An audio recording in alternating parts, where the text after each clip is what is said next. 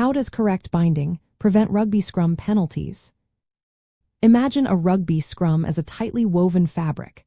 If the threads are loose or uneven, the fabric can tear or fray. That's what happens when binding isn't done properly in a scrum.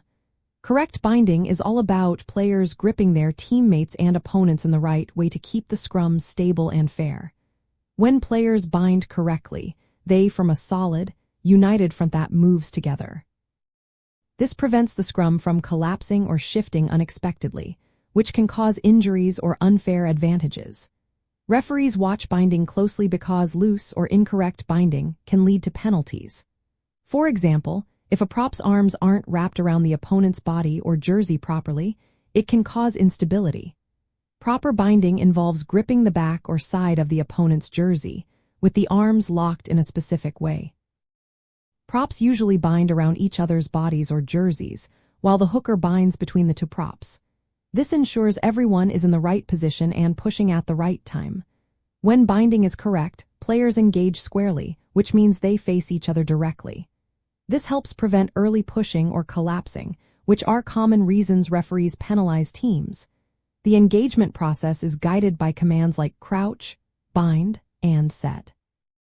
Players must bind before the set command and only push once the referee signals. Proper binding also keeps players in their designated rows and positions.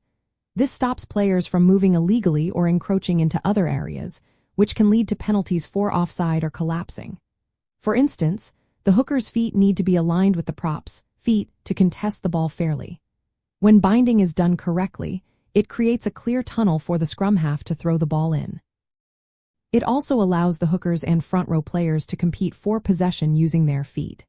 If binding is sloppy or incorrect, it can disrupt this tunnel and give unfair advantages.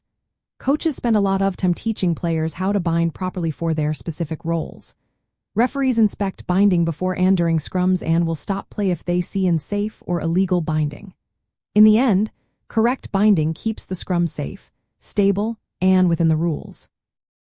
It helps prevent penalties caused by early pushing, collapsing, or offside. Proper binding ensures the contest for the ball is fair and that everyone plays by the laws of the game.